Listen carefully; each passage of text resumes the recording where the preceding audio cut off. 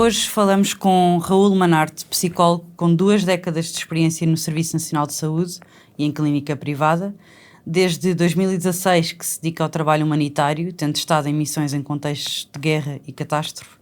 Atualmente é gestor de atividades de saúde mental nos Médicos Sem Fronteiras e na Boat Refugee Foundation, onde acompanha de perto o impacto da guerra na saúde mental da população palestiniana.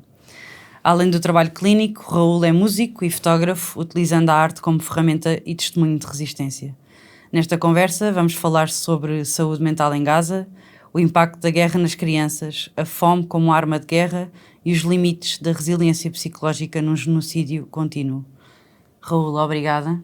Obrigado. Por teres feito o caminho do Porto. Exatamente. Até aqui, agora vais de volta e essas coisas todas. Exatamente. Super obrigada. Eu acho que também é porque achamos sempre que estas conversas ainda são relevantes, ou são cada vez mais relevantes e importantes.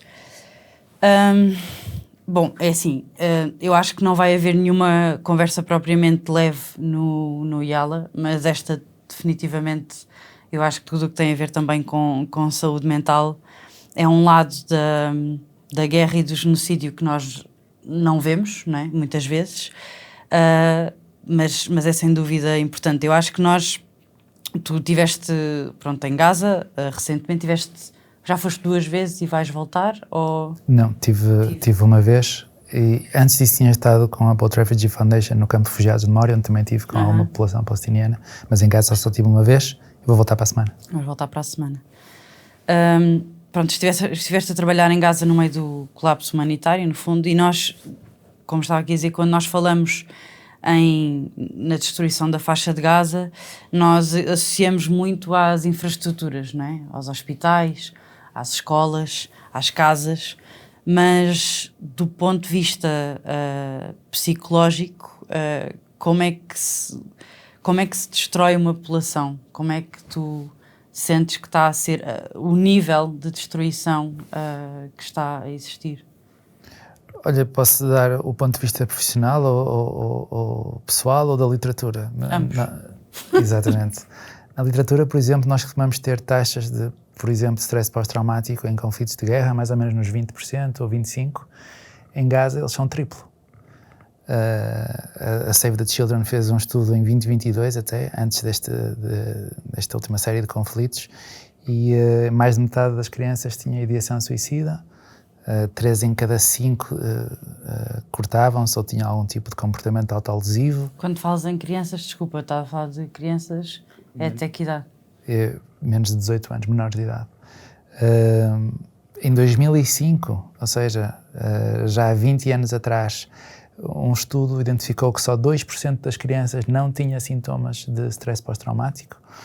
Portanto, é um contexto único pelas piores razões no impacto na saúde mental, isto no olhar na literatura. Se estiveres no terreno, como em todas as crises, vês incríveis exemplos de resiliência e de coisas que eu nem sequer entendo como é que é possível as pessoas terem aquele comportamento, ou aquela coragem, ou aquela atitude que eu não teria, jamais teria. Isso acho garantido que eu não conseguiria. Sim, acho que há aquela coisa de nós às vezes dizermos, pronto, tu nunca sabes, mas acho que há algumas coisas que é de género, não, eu sei que não conseguiria. Ia ser uma grande surpresa para mim se fizesse algumas coisas que vemos. E por outro lado, vês sofrimento difícil de descrever, não é? Não é de agora, não é deste ano. Nem do ano passado, não é? Nem do ano anterior. Nem no ano passado. Até a literatura mais recente que sugere que há realmente um fator epigenético, ou seja, que populações que são fortemente traumatizadas depois podem alterar não o código genético em si, mas a forma como os genes são ativados, e isso pode passar para gerações seguintes. Portanto, isto é literalmente transgeracional, não só pelo efeito do ambiente, mas talvez pela epigenética também. Portanto, é um bocado até difícil de descrever qual é o real impacto. Não só até na contagem de mortes, porque muita gente ainda está debaixo dos escombros, mas também de qual é o real impacto na saúde mental. Sim, a nível da contagem de mortes, nos números oficiais já estão estagnados há um ano, mais ou menos. Foi mais ou menos para esta altura estava nos 40 mil, que também, até esse fator psicológico é uma coisa, eu acho que há assim um número para cima que até mesmo nós não conseguimos propriamente processar, não é? E nem é, arrisco-me a dizer, empatizar, não é? Porque não é uma questão de não termos empatia por mais de 40 mil pessoas, mas é parece que é uma história e mais de 40 mil torna-se às vezes, não sei, acho que dá sensações às pessoas de uma frustração extrema, tem um efeito quase oposto ao desmobilizante, Sim, exatamente. se esta palavra sequer existe, de quem está a assistir. É impessoal e não elicita empatia, por isso é que nas comunicações, até agora falando como mais na parte do ativismo, chamamos a isso síndrome da vítima identificável, que é melhor te contar as histórias do que apresentar os números ou mostrar os vídeos do que texto, porque é muito mais fácil empatizar dessa forma. E infelizmente, para quem vai para o terreno, histórias não faltam, não é? Uhum. Se bem que é sempre acho uma preocupação nossa, até agora me veio à cabeça, que é para que é que estou a ter esta conversa e para que é que vou contar aquela história? Porque se é para fazer conteúdo, então não me interessa absolutamente para nada. Sim. Agora, se é para conseguir, de alguma forma, mobilizar a sociedade civil para depois ter um impacto retroativo benéfico no terreno, então claro que sim. Sim, a esperança é sempre essa. E há aqui um conceito que se aplica em Gaza e que, na verdade, tu já tocaste aí um bocadinho, mas que é este de o trauma contínuo, não é? Ou seja, de que porque isto não se trata de um evento isolado, nem sequer de uma fase, e então não conseguimos bem falar até de stress pós-traumático, porque não há o pós do pós-traumático, não é? Como é que isso se reflete nas pessoas que tu acompanhas? Alguém chega e tu, no fundo, não estás a lidar com o trauma daquele momento, ou se calhar com o impacto de um evento específico. Tu já estás a lidar com uma coisa bastante contínua. Exatamente, ou seja, uma população politraumatizada, como nós dizemos, não só dentro deste ano, ou para dar um exemplo, por exemplo, um senhor que atendemos que esteve preso e reportou ter sido vítima de tortura durante, não me lembro, 6 semanas ou 8 semanas, e depois, quando saiu, descobriu que a mulher e as filhas tinham morrido. E para além disso estava deslocado, como toda a gente estava deslocada. Só aqui num mês tens múltiplos traumas. E depois está sob circunstâncias que são potencialmente traumáticas, porque o trauma também pode vir de um conjunto de circunstâncias, do facto de estar deslocado, estão sempre os drones, estão sempre as bombas a cair, não é? As pessoas associam mais trauma a algo evidentemente agressivo, mas não precisa. Pode ser um trauma do próprio contexto. Exatamente. Pode ser um trauma vicariante de tu ouvires uma narrativa ou expor-te a estas narrativas muitas vezes. Ou de tu saberes que alguém que tu gostas muito passou por um evento traumático. Tudo isso pode traumatizar. Portanto, só desde o 7 de outubro, só olhando para esta faixa, já é uma população politraumatizada, mas se tiveres em conta o que aconteceu nos anos anteriores, não é? Ainda mais acrescentamos. E lá está, é muito difícil de avaliar o verdadeiro impacto, não é? Por curiosidade, quando tu estavas a falar que o trauma passava quase geneticamente, isso depois reflete-se em trauma já na geração seguinte ou até em traços de personalidade? Olha, não sou expert no assunto, mas, por exemplo, pode-se transmitir nas gerações seguintes em doenças físicas. Maior probabilidade de haver complicações cardiovasculares. Mas também, isso é da epigenética, mas isso até podia não acontecer e passava intergeracionalmente por padrões. Por exemplo, um dos piores preditores para recuperar de trauma, parece um bocado, se calhar, deslocado do assunto, e relativamente à Palestina, estou a falar de estudos da Palestina, é se o pai está desempregado. Porque provavelmente cria, e estou aqui a inferir, mas cria stress no agregado familiar, e a qualidade das relações, por oposição, é o melhor preditor, para a recuperação, e qualquer coisa que afete isso, portanto, vai impactar fortemente a recuperação e o estado das pessoas. São mesmo muitos fatores. O facto de estar sempre em stress e sempre ativado não te permite recuperar, nem sequer te permite completamente ir ao fundo, que é outra coisa que vemos quando as coisas acalmam, as pessoas podem começar a ter mais sintomas depressivos. E o facto da ameaça ser imprevisível e inconstante, porque não há uma lógica, não há um sítio seguro. Nós estávamos na zona humanitária e fomos constantemente atacados. Aliás, as pessoas recebiam ordens de evacuação para zonas seguras que depois eram atacadas.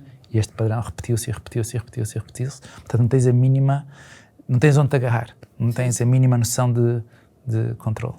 E essa estrutura familiar e comunitária, na verdade, é bastante estrutural. Passa a expressão para os palestinianos. É uma coisa, seja a família, a comunidade,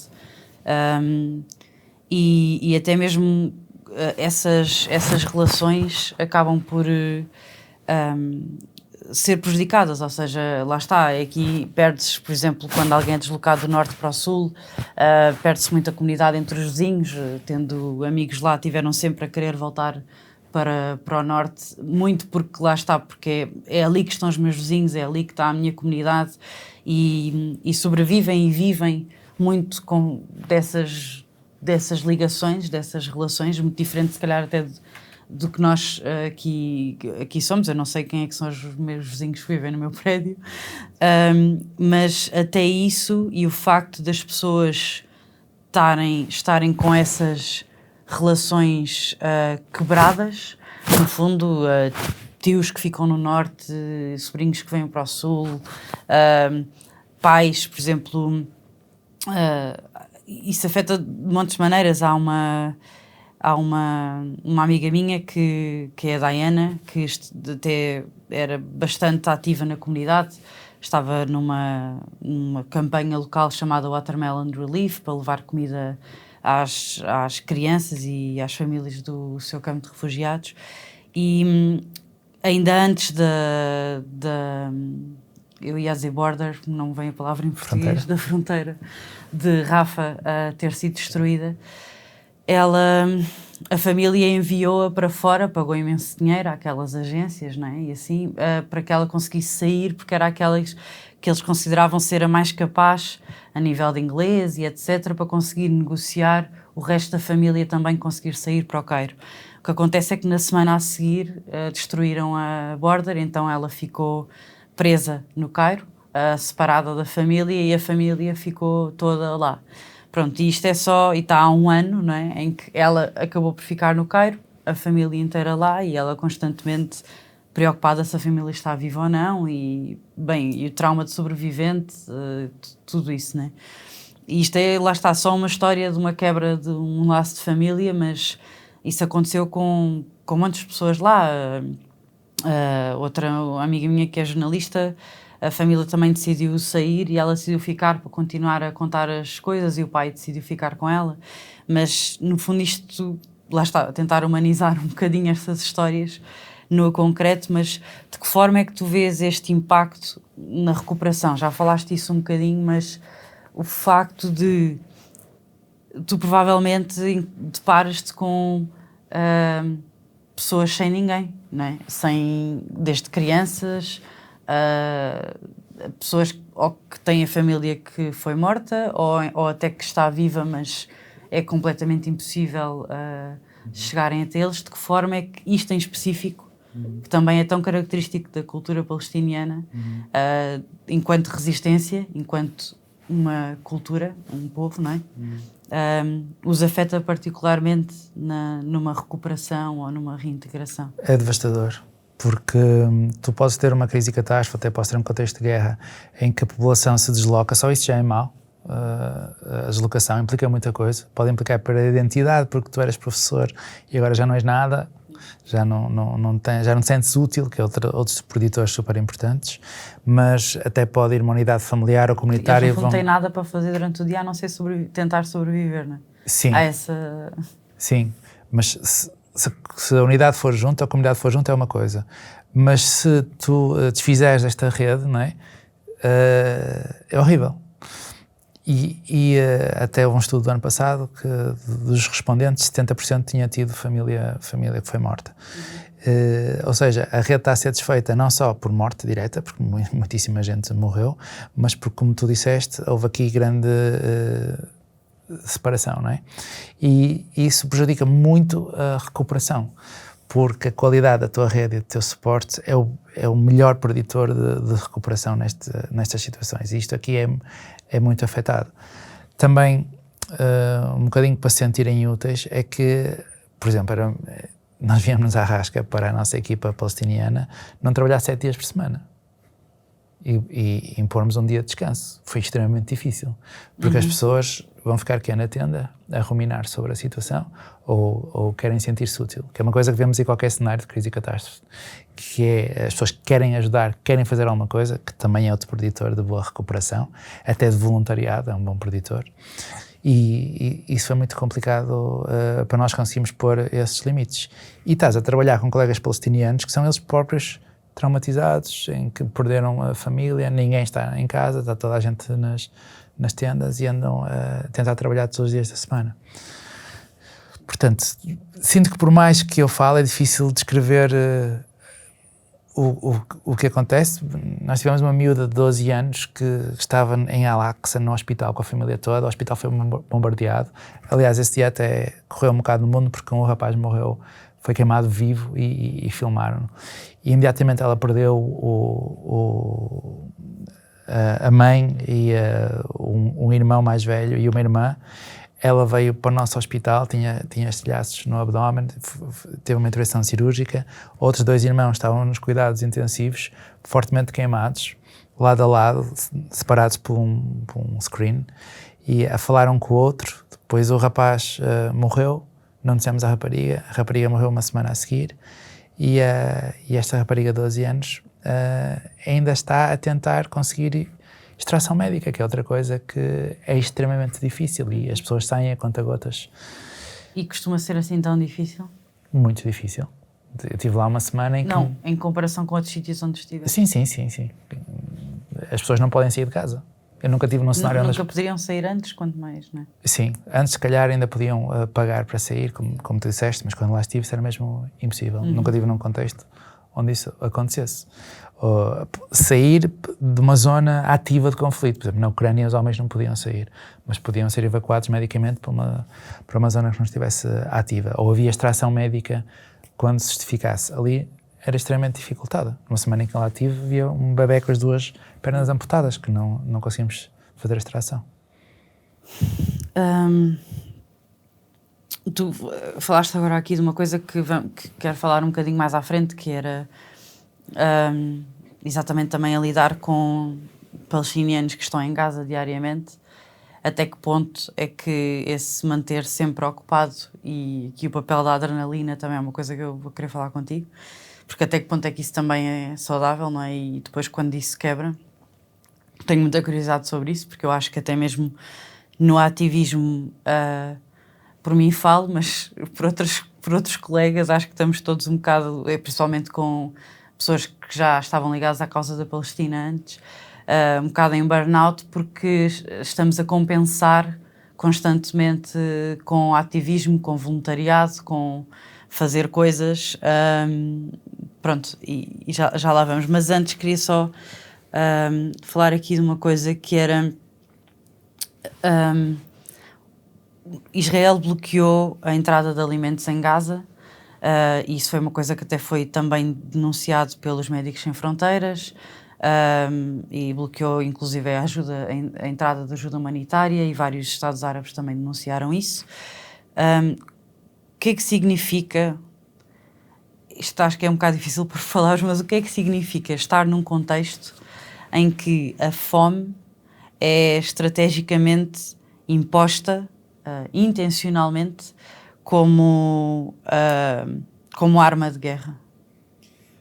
Posso dizer que efeitos é que vemos nas pessoas, não é? São avassaladores também. Uns esperados e outros não esperados, não é? Mas até podia falar que causa impairment cognitivo e até diminui a forma como tu consegues mesmo raciocinar ou não, mas a tensão que cria e a ansiedade que cria tem consequências que podem ser extremamente negativas, até podem ser agressivas, que é outra coisa que acontece e que às vezes as pessoas não entendem nestes contextos, quando vêm estas populações que estão sob ataque a atacarem-se umas às outras, não é? Isto vai acontecer se tu aumentares o fogo neste forno. Se tu provocares... É impossível, não é? Exatamente. Se provocares escassez, se aumentares a tensão, se as pessoas não andam a dormir porque têm sintomatologia traumática ou associada a eventos potencialmente traumáticos, a tensão vai aumentar e depois as pessoas vão começar a lutar por recursos. Porque é mesmo assim, vemos em todos os sítios onde há esta escassez. Estou-me a lembrar, por exemplo, de um senhor que até violência doméstica aumenta. Violência sexual também aumenta nestes contextos. Não só porque a tensão aumenta e a irritabilidade e a agressividade aumenta, mas porque, como falámos há pouco, a fábrica social que mantém em xeque algumas coisas, porque o meu vizinho conhece-me e não sei o que conhece-me, isso desfaz também. Exato. Pronto, os contextos tornam-se horríveis. Nós tivemos, quando eu estive lá em novembro, pessoas que morreram na fila para o pão. Crianças que tivemos todas queimadas por estarem a tentar chegar ao tacho grande da sopa, não é? Estas coisas vão acontecer se tu provocares escassez alimentar.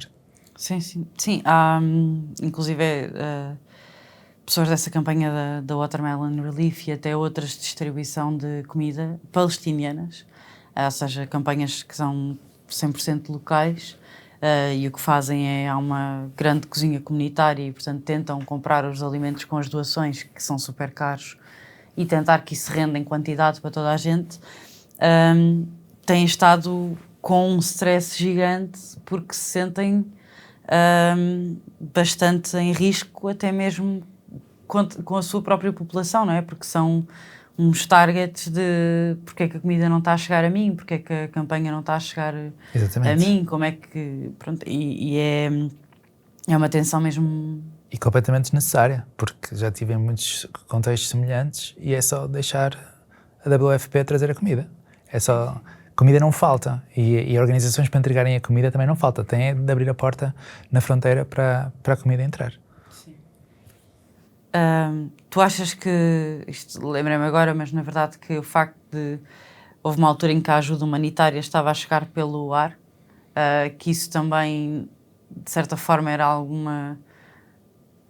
provocava alguma tortura psicológica da forma como as coisas estavam a chegar, em vez de se abrir simplesmente ajuda humanitária a entrar por terra? Não sei, não estive lá quando isso aconteceu. Tive reportes de colegas meus que estavam lá a dizer que por causa disso algumas pessoas até se magoaram ou morreram, já não me lembro. Sim. Caiu uma no mar e as pessoas atiravam-se ao mar sem saber nadar.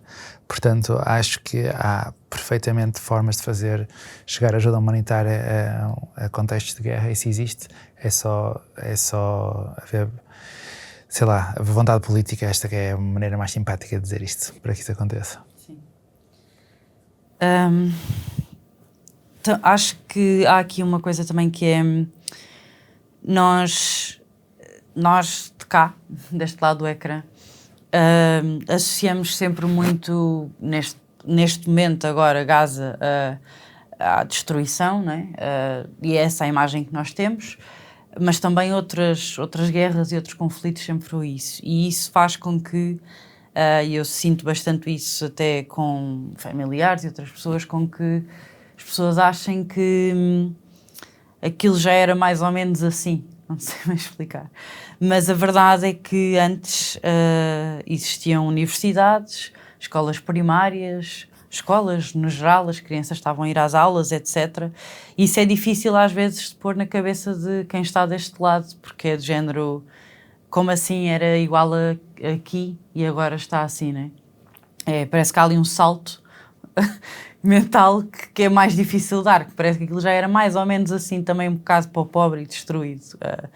E isto para dizer que, nesse sentido de acesso à educação, de que a vida corria, começam a surgir alguns projetos, principalmente locais, para tentar dar acesso à educação a crianças e não só, e a jovens adultos, como ao Seeds of Hope, há uma que é a Escola Al-Húria e coisas assim, mas que são super locais e que foram professores que, lá está, que se quiseram ressignificar e voltar a dar propósito à sua vida e educar.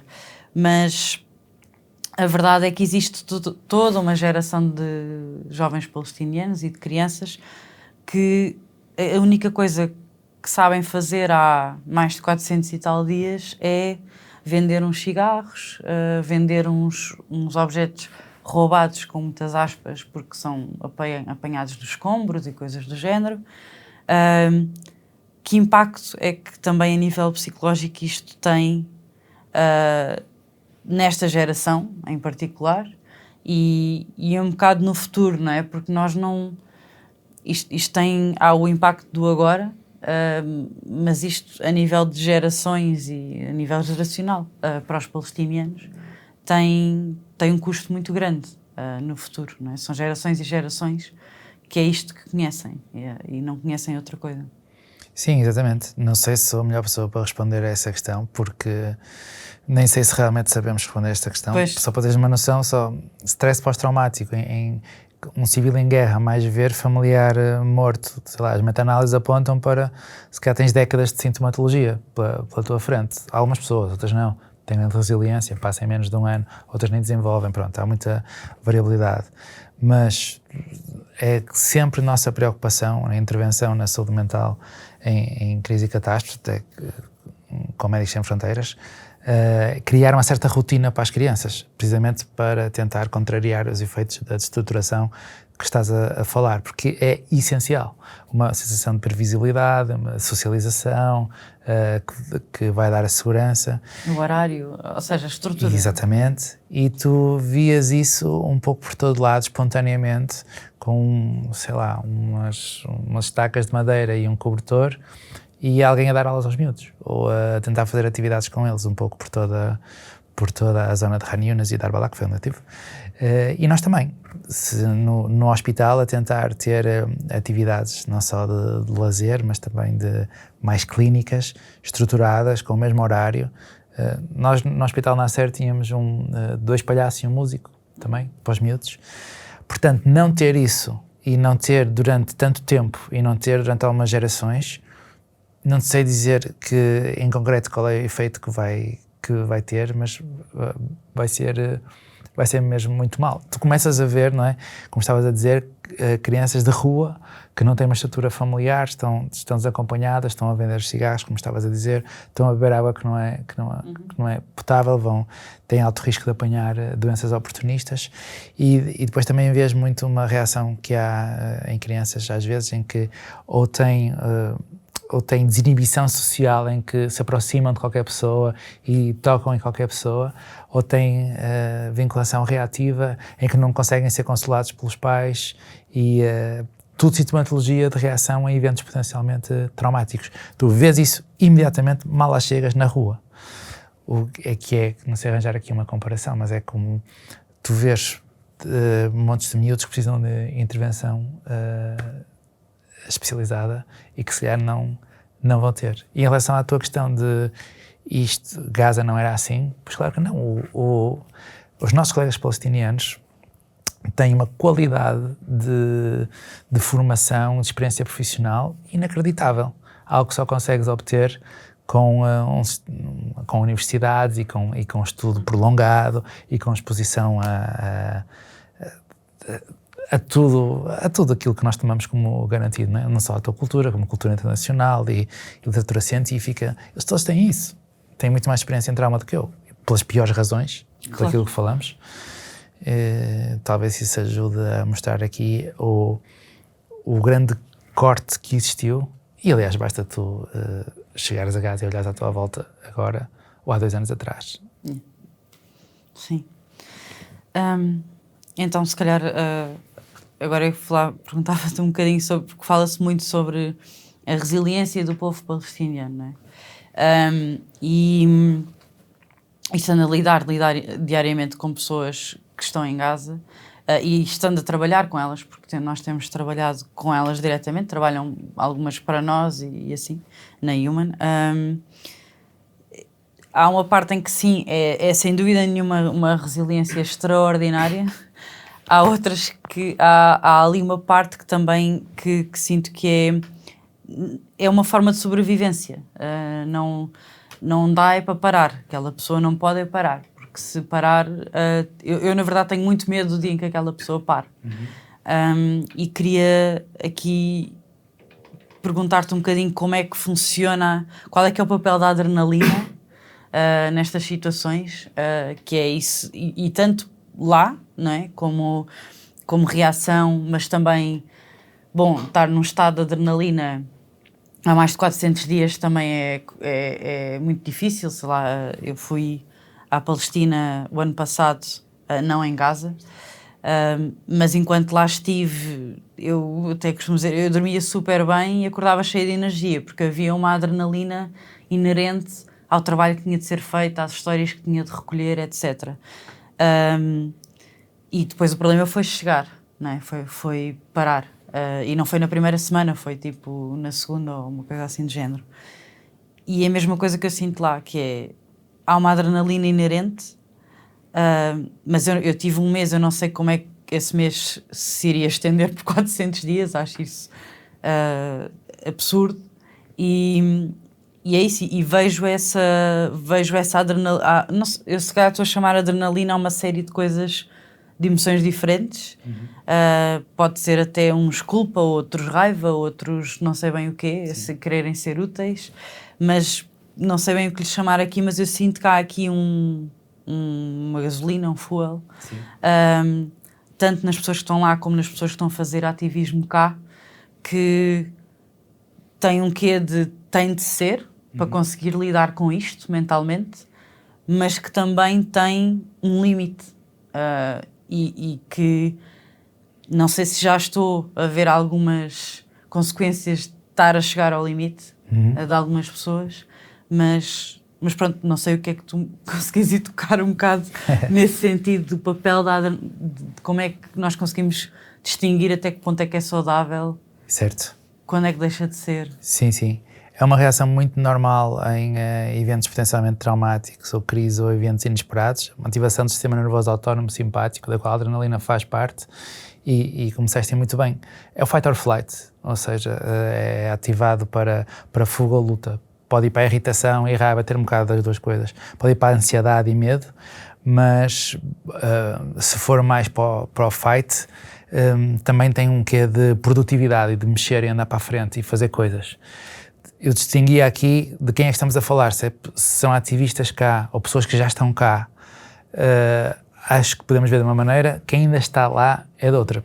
Quem ainda está lá, estou a falar de pessoas que estão a sofrer aquelas coisas, não é? Que são pessoas com quem nós trabalhamos, não é? A nossa população é essa e com quem intervimos. É super normal, como tu disseste, depois haver um rebound depressivo quando esse sistema desliga, quando o sistema da luta, da roda andar a 1000, de teres tratado as coisas, quando isso desliga, é comum começarem a aparecer outras sintomatologias, depressão, sei lá, ou sintomas depressivos, falta de vontade de fazer as coisas, o burnout pode ser uma delas. E até doenças físicas, eu não sei se, ou seja, o corpo aguentar-se e depois fisicamente ficar doente só depois de quando se para? Sim, pode acontecer, por causa de alterações no sistema imunológico. E se for stress crónico a longo prazo, até pode levar a doenças crónicas, mas mais a longo prazo. Portanto, se tu estiveres cá, eu acho que tens de gerir isso e equilibrar isso. E não sei se é muito bom andar sempre com essa roda muito acelerada, porque, como tu dizes muito bem, podes correr o risco de burnout, por exemplo. Portanto, e nem sei se é eficaz para aquilo que tu queres, porque se tu queres ser útil... Mais vale uma coisa sustentada. Exatamente, mais vale uma maratona que um sprint. Portanto, tu vais ter de calibrar as tuas expectativas e perceber que tu não vais mudar mas não vais mudar a situação toda. Tudo para ontem, não é? Exatamente. Não queremos ir a uma maratona, a ideia era que fosse um sprint. Tens de pôr o teu autocuidado cá em cima, apesar de estás cá e as pessoas estão lá a sofrer coisas horríveis, e tens de pôr o teu autocuidado em primeiro lugar. Parece que é egoísta, mas não é. Estás a ser mais eficaz assim para ajudar os outros. Uma coisa que nós fazemos na intervenção humanitária. Tens de pôr o teu autocuidado em primeiro lugar, porque senão vais chegar a um ponto em que não vais aguentar e já não és útil para ninguém. Isto é um cenário. Nas pessoas que lá estão, isto é QB, como a questão dos nossos colegas que querem trabalhar 7 dias por semana. O contexto não é seguro, portanto nós não fazemos uma série de intervenções em saúde mental, como intervenção profunda no trauma ou whatever, não vamos abrir aquela caixa ali, porque a pessoa não está em segurança. Portanto, de certa forma, precisa ter essa roda ainda a girar, com algum autocuidado e tentar encontrar algumas atividades de lazer e que carreguem as energias, mas isto é super QB. Se me disseres que os meus colegas querem trabalhar 7 dias por semana, eu não sei se tiverem alguma boa alternativa que não aumente a ruminação e que não nos faça... Ou seja, eu não vou abrir essa caixa ali, claro. Enquanto o contexto não é seguro. A nossa intervenção mesmo... O que é um contexto seguro, então? O que é que seria quando saíssem dali? Sim. Olha, os migrantes que atravessam o Mediterrâneo é quando chegam ao barco. Muitos deles adormecem, imediatamente. Ou quando chegam a um campo de refugiados lá fora. Ou se houvesse algum campo de refugiados seguros em Gaza, se calhar seria aí. Mas ali não há zonas seguras. Portanto, nós nem sequer fazemos esse trabalho. Que é outra coisa que seria num pós-guerra, então? Sim. E depende, porque, por exemplo, no campo de refugiados da Europa onde eu estive, de Moria, também não é um contexto seguro. Também é um contexto traumatizante, é que falta muita coisa. Uma das coisas que falta e que, por acaso, não vejo referida na literatura, mas é aqui a minha opinião mais pessoal, profissional, é o respeito ou a atitude da comunidade internacional, porque as pessoas sabem qual é. Quando eu estive na Ucrânia, as pessoas sabiam que nós estávamos com eles e que a narrativa era mais ou menos em uníssono e estávamos todos a tentar apoiar e sentiam isso. Quando estive no Sudão do Sul, as pessoas sabiam que ninguém sabia o que estava a acontecer. E o que se calhar não é tão mau como, por exemplo, os campos de refugiados na Europa, em que as pessoas sabem que nós sabemos e nada acontece, ou na Palestina, que as pessoas sabem que nós sabemos e nada muda. Isso também acho que é outro fator que tem impacto na saúde mental e quase nunca falamos, mas o share que te faz aqui, isto estás a fazer aqui, ou pronto, pomos um assunto na mesa, isso vai ter impacto lá, nem que seja só pela percepção de que as pessoas sabem que estamos atentos. Só isso já tem algum impacto. Claro que muito melhor do que isso, nós conseguimos pressionar as pessoas que abrem as portas à ajuda humanitária, por exemplo. Claro. Saltando aqui um bocadinho para a tua veia artística, e porque também está bastante ligada à cultura palestiniana e também e tem, aliás, estamos num cenário cheio de cultura, mas essa parte também tem sido apagada, no fundo, não é? Ou seja, desde a destruição de arquivos, o censurar vozes palestinianas, ou seja, esta repressão cultural também faz parte. Enquanto artista, que papel é que tu acreditas que a arte pode ter na resistência ou até mesmo no lidar com ou na superação de traumas? Sim. Até nem punha uma boné de artista, punha uma boné de... Vais para os dois. Para os dois. Mas ainda a saúde mental, nós contratamos músicos e como eu te disse, palhaços, mas, por exemplo, os músicos. E a criação da própria arte, tipo, nós aprendermos alguma coisa? Ou testarmos alguma coisa? Também, mas só o facto de, nas enfermarias do hospital, ele estar lá, e devias ver este efeito, porque é inacreditável. Porque uma pessoa pacientes que não se mexiam há muito tempo, começam a chorar, começam a cantar, começam-se a movimentar e a cantar com as outras pessoas que estão na enfermaria, e tu percebes para que serve a arte. Porque é mesmo para curar. E também vi isso no ciclone em Moçambique, passado uma semana de perderem tudo, as pessoas estavam-se a juntar para dançar, todas em comunidade, que acho que é uma coisa que nós jamais faríamos aqui, depois de uma catástrofe. Mas em muitas culturas aquilo é assim que as pessoas curam, é assim que as pessoas se juntam e que se empoderam de uma forma que é mesmo difícil de descrever, mas que as equipas de intervenção humanitária já sabem, acho eu, pelo menos nós já sabemos, e vamos à procura disso sempre atentos a como é que a comunidade se cura ela própria e a tentar facilitar que isso aconteça. Portanto, a arte e cultura é para isso que servem. Sim, nós muitas vezes dizemos que, não sei se está certo, não é? Mas que a cura para qualquer doença, 50% é psicológico, ou seja, que se nós acreditarmos que vamos ficar bem, se tivermos com apoio, com estrutura, e acho que a arte entra muito aí, não é? A música, mas não só. É isso, se isso contribui para o psicológico e o psicológico melhor, então nós conseguimos... Contribui muitíssimo, mas não só de uma perspectiva individual, que é o que nós imaginamos na nossa cultura. Mas de recuperação coletiva. Sim, mas de ativação comunitária. E também acho que nestes contextos há, como disseste, uma perda de identidade, que acontece muito em trauma e sobretudo nestes cenários em que já não tens a tua profissão, já não tens a tua cidade, já perdeste aquela coisa que é difícil para nós entendermos, que é a previsibilidade ou a noção de que tu podes fazer alguma coisa para te defender. Isso foi perdido, e agarrar-te à arte e à cultura permite-te agarrar à tua identidade e dá-te coisas que eu se calhar nem tenho eloquência para as definir, mas pelo menos uma sensação de controle e de eu. Tu pode estar tudo em escombros, mas eu conheço esta música e eu sei cantá-la. Sim.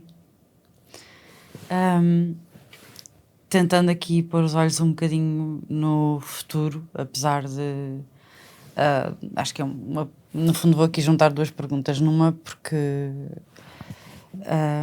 acho que tem de ser vaga o suficiente, porque acho que é mesmo difícil de nós conseguirmos fazer previsões ou dar fórmulas tendo em conta o cenário, mas os Médicos Sem Fronteiras já disseram que aquilo que consideram, ou das coisas que mais consideram urgentes em relação ao apoio à saúde mental é falta de acesso a cuidados psicológicos básicos e para o impacto a médio e longo prazo, ou seja, existir mais cuidados, é preciso mais recursos no geral, mas o que é que tu, numa perspectiva pessoal e profissional, achas que ainda há espaço para esta reconstrução psicológica?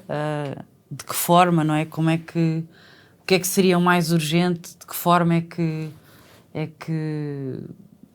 nem digo nós poderíamos todos contribuir, que isso acho que é mesmo só o que é mais urgente agora de acontecer. E se achas que existe espaço para esta reconstrução num futuro médio longo? O mais importante é manter o cessar-fogo, sem dúvida. Sem cessar-fogo não há nada, não há saúde mental. As condições básicas é a segunda coisa. Tem de haver comida, tem de haver proteção, tem de haver previsibilidade, tem de haver segurança, tem de haver acesso à saúde, tem de haver água. Depois permitir à população sentir-se útil e que tem uma identidade e que pode fazer alguma coisa de si própria, não é? Ou seja, isto não é tanto uma linguagem de saúde mental, mas é mais... tem de haver justiça, sabes? E respeito. Isso está nas nossas guidelines. E dignidade, exatamente. Isso é absolutamente fundamental. Porque sem isso a recuperação psicológica é muito mais difícil. Sem as condições básicas, sem paz, tranquilidade, previsibilidade, comida, saúde, dignidade, respeito, justiça, é muito difícil haver uma recuperação psicológica total. Porque se isso existir, então é possível, sim. Por a capacidade das pessoas se reinventarem e recuperarem depois de cenários que tu nem imaginas aqui, nem te passa pela cabeça o que as pessoas passam, não me deixa de surpreender e não deixa de acontecer. Aliás, nós temos um termo, há um fenómeno estudado e um termo que nós temos que é crescimento pós-traumático.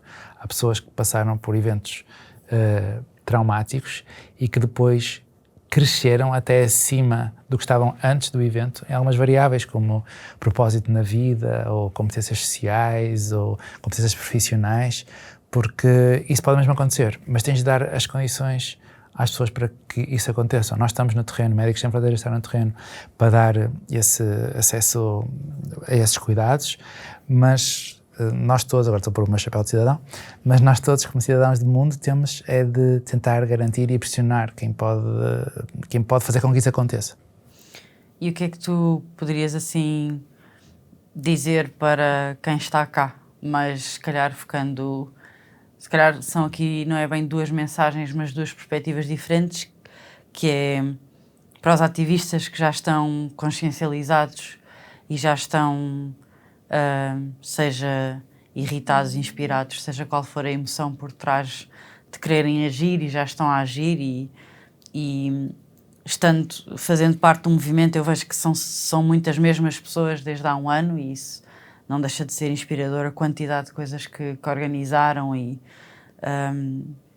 portanto, e que mantêm essa força. E o que é que podemos dizer a essas pessoas de uma perspectiva mais na vertente psicológica da coisa, mas também quem que também tem amigos aí que são pessoas que até são bastante ativas, sei lá, vão, por exemplo, em relação à crise da habitação em Portugal ou o que for, mas que em relação à Palestina, entretanto deu a volta, não é? E já, ou seja, preocupados, foram às primeiras marchas, mas entretanto sentem-se só escutados e no fundo aquilo que fizeram foi afastarem-se um bocado do tema. Agora voltam na volta, partilham alguma coisa, mas desmobilizaram-se por cansaço e pela violência daquilo que estavam a lidar, que também não nos prepara, nada nos prepara para isso, nem mesmo em relação à Ucrânia. Este tipo de violência nos entrou pelos ecrãs adentro, né? E tão constante. Portanto, tanto para uns como para outros, o que é que estão cá, mas não estão lá, mas que estão em linhas diferentes, de mobilização. O que é que tu podes aqui dar os teus... Deixa eu só pensar qual é o chapéu que vou meter, porque tem que ter, não, porque é uma linha ténue, tenho que ter cuidado para não confundir a minha linguagem como cidadão e ativista da minha linguagem e da minha organização como trabalhador humanitário, não é? Portanto, falando, espero que não falhando como cidadão e ativista e profissional da saúde mental, isto é uma maratona e não é um sprint. Portanto, tu não precisas de ter muita ativação emocional para conseguir ajudar as pessoas que lá estão. Nem sei se pode ser prejudicial até. Não precisas estar a ver sempre imagens, não precisas estar sempre a ler histórias de partir o coração, porque ele vai partir. E tu vais desmobilizar, como tu dizes. Portanto, pensa nisto a longo prazo e vê que tens várias estratégias disponíveis. Umas que são menos exigentes emocionalmente, como assinar umas petições, ou, sei lá, uns abaixo-assinados, ou partilhar uns posts, e outras são mais exigentes, se aderir a uma campanha e ações de intervenção direta, e vai doseando isto. Acho que não tem mal nenhum, se pensar a longo prazo, que vou entrar aqui, depois saio um bocado e faço uma coisa mais leve, depois entro numa coisa que tem mais compromisso. Acho que não há problema nenhum, prefiro que te mantenhas a longo prazo do que estás a queimar. E depois acho que de uma forma geral, não sei, isto é a minha percepção, mas temos de escolher muito bem os alvos que vais pressionar, porque será que é Israel ou será que é os Estados Unidos?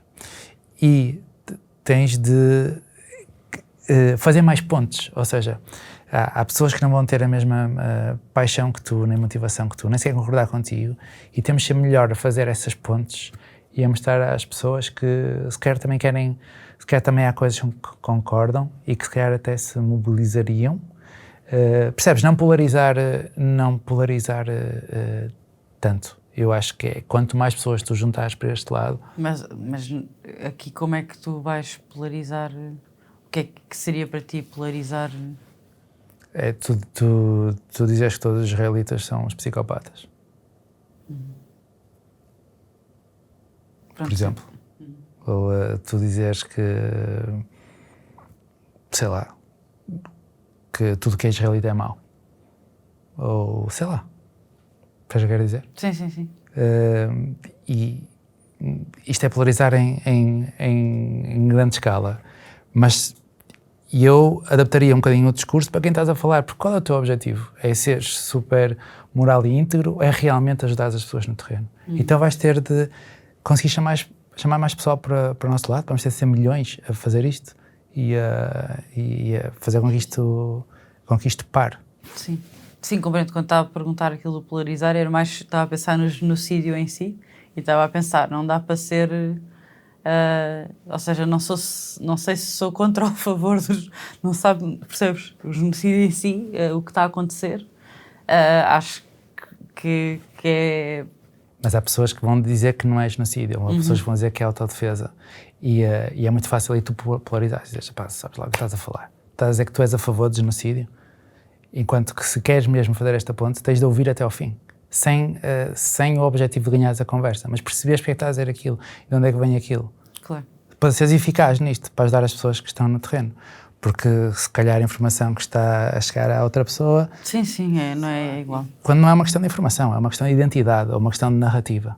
E para fazer esta ponte tens de ouvir muito mais do que falar e controlar a tua ativação e o teu nós e eles. Sim. E que não é nada fácil. Sim, porque nós no ativismo também falamos muitas vezes que nós não...